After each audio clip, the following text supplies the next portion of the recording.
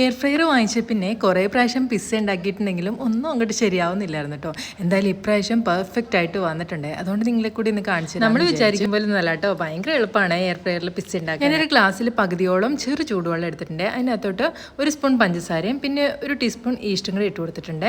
എന്നിട്ട് അതൊന്ന് 10 മിനിറ്റ് മാറ്റി വെക്കും. ഞാനിവിടെ ഇൻസ്റ്റൻറ്റ് ഈസ്റ്റാണ് ഇട്ട് കൊടുത്തിരിക്കുന്നത്. ഇനി നമുക്ക് മാവ് കുഴച്ചെടുക്കാം. അപ്പോൾ ഇതാണ് കേട്ടോ എൻ്റെ മാവ് കുഴിക്കുന്ന ആൾ. അപ്പോൾ ഇത് മാവ് കുഴിക്കുന്ന മിക്സഡ് ജാറിൻ്റെ അകത്തോട്ട് ഞാൻ 2 ഗ്ലാസ് മൈദ ഇട്ട് കൊടുത്തിട്ടുണ്ട്. എന്നിട്ട് 2 സ്പൂൺ സൺഫ്ലവർ ഓയിലാണ് ഇട്ട് കൊടുത്തിരിക്കുന്നത്. സൺഫ്ലവർ ഓയിലോ അല്ലെങ്കിൽ ഒലിവ് ഓയിലോ യൂസ് ചെയ്യാട്ടോ, വെളിച്ചെണ്ണ ഒന്ന് യൂസ് ചെയ്യാം. പാകത്തിന് ഉപ്പും കൂടെ ചേർത്ത് കൊടുത്തിട്ട് നമ്മുടെ ഈസ്റ്റ് കലക്കി വെച്ച വെള്ളം ഉണ്ടല്ലോ അത് കുറേശ്ശെ ഒഴിച്ചിട്ട് ഇതുപോലെ ഒന്ന് കറക്കി കൊടുക്കാവേ. അപ്പോൾ പെട്ടെന്ന് തന്നെ നമ്മുടെ മാവ് ഇതാ റെഡി. 2 സ്പൂൺ വെള്ളം കൂടെ ചേർത്ത് കൊടുത്തായിരുന്നേ. അപ്പോൾ ഇതാ നമ്മുടെ മാവ് ഇവിടെ റെഡി ആയി. ഇതുപോലത്തെ ഐറ്റംസ് ഒക്കെ നമ്മുടെ വീട്ടിലുണ്ടെങ്കിൽ നമുക്ക് കയ്യിലൊന്നും പറ്റിക്കാണ്ട് പെട്ടെന്ന് തന്നെ മാവ് ഒഴിച്ചെടുക്കാനായിട്ട് പറ്റുമേ.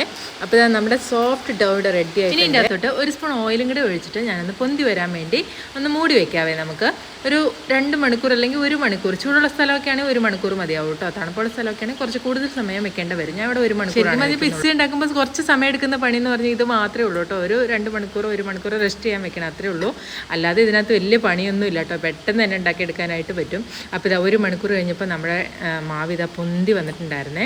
അപ്പം ഞാൻ ഇതൊന്ന് മുറിച്ച് 2ആയിട്ട് എടുക്കുവാണ്. അപ്പോൾ 2 പിസ്സ ഉണ്ടാക്കാമെന്ന് വിചാരിച്ചായിരുന്നു കേട്ടോ. അപ്പോൾ ഒരെണ്ണം ഞാനിതാ ബട്ടർ പേപ്പറിൽ ഞാനിതാ മാവിട്ട് കൊടുത്തിട്ട് ഇതുപോലെ ഒന്ന് നമുക്ക് പരത്തി എടുക്കണം കേട്ടോ. നന്നായിട്ടൊന്ന് പരത്തി എടുക്കണം. എന്നിട്ടൊന്ന് കുത്തി കൊടുക്കാവേ, ഇല്ലെങ്കിൽ അത് പൊന്തി വരില്ലേ. അതുകൊണ്ട് നമുക്ക് ഇതുപോലെ കുത്തി ഹോൾസ് ഇട്ട് കൊടുക്കണം കേട്ടോ. എന്നിട്ട് ഞാൻ എയർ ഫ്രയറിനകത്തോട്ട് വെച്ച് കൊടുത്തിട്ടുണ്ട്. പ്രീഹീറ്റ് ചെയ്തായിരുന്നു എയർ ഫ്രയർ. 180 ഡിഗ്രിയിൽ ഒരു 10 മിനിറ്റ് ആണ് കേട്ടോ വെച്ച് കൊടുത്തത്. അപ്പോൾ 10 മിനിറ്റ് ഒന്നും വേണ്ടി വന്നില്ല. ഒരു 8 മിനിറ്റ് ആയപ്പോഴത്തേനും ഞാൻ ഓപ്പൺ ചെയ്ത് നോക്കുമ്പോൾ ഉണ്ടല്ലോ കഴിച്ച് ഇതാ ഇതുപോലെ ആയി. അതങ്ങനെ ഒട്ടിപ്പിടിച്ച് പോയിട്ട് ഓയിൽ തൂക്കാത്തതുകൊണ്ടാണോ എന്ന് എനിക്കറിയത്തില്ല. ഞാൻ ഓയിൽ തൂത്തിട്ടില്ലായിരുന്നു. എന്തായാലും ബട്ടർ പേപ്പറിൽ ഞാൻ ആദ്യമായിട്ടാണ് കേട്ടോ ഉണ്ടാക്കി നോക്കിയത്. അപ്പോൾ അത് ഇതുപോലെ ആയിപ്പോയി.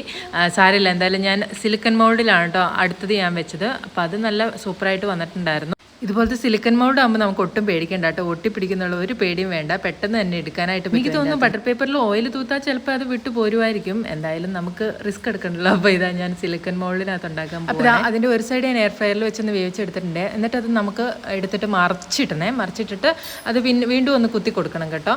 എന്നിട്ട് ഇതാ നമുക്ക് ടോപ്പിങ്സ് ഒക്കെ അതിനകത്ത് ഫില്ല് ചെയ്യാം. ഞാനിവിടെ പിസ്സ സോസ് ഇല്ലാത്ത കാരണം ടൊമാറ്റോ സോസാണ് തേച്ച് കൊടുത്തിരിക്കുന്നത്.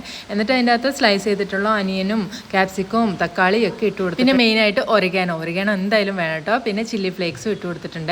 പിന്നെ ഞാൻ ചീസിൻ്റെ ഷീറ്റാണ് കേട്ടോ പീസാക്കി ഇട്ട് കൊടുത്തത്. മൊസറല്ല ചീസാണ് ശരിക്കും. ചിക്കന് പകരം മുട്ടയാണ് കേട്ടോ ചിക്കി പൊരിച്ചിട്ട് കൊടുത്തേക്കുന്നത്. ചിക്കൻ ഉണ്ടെങ്കിൽ ചിക്കൻ അധികം നേരം എയർ ഫ്രയറിൽ വെക്കൊന്നും വേണം കേട്ടോ. ഒരു 2 മിനിറ്റ് മതി. 2 മിനിറ്റ് 180 ഡിഗ്രിയിൽ വെച്ചാൽ ഇതാ നമ്മുടെ പിസ്സ ഇവിടെ റെഡി ആയി കിട്ടിയിട്ടുണ്ട് കേട്ടോ ഗൈസ്. അപ്പോൾ എത്ര പെട്ടെന്നാണ് നോക്കിയത് നമ്മൾ പിസ്സ ഉണ്ടാക്കിയെടുത്തല്ലേ. പിന്നെ ഇതേ ബട്ടർ പേപ്പറിൽ വെച്ച് ആ പിസ്സ ഉണ്ടല്ലോ അതും കുഴപ്പമൊന്നും ഇല്ലായിരുന്നു കേട്ടോ. കുറച്ചൊന്ന് ഒട്ടിപ്പിടിച്ചിട്ടുണ്ടെന്നേ ഉണ്ടായിരുന്നുള്ളൂ. അപ്പോൾ അതും കൂടെ ഞാൻ ആക്കി എടുത്തിട്ട് ഈ എയർ ഫ്രയറിൻ്റെ ലിങ്ക് ഞാൻ കൊടുത്തേക്കാവേ.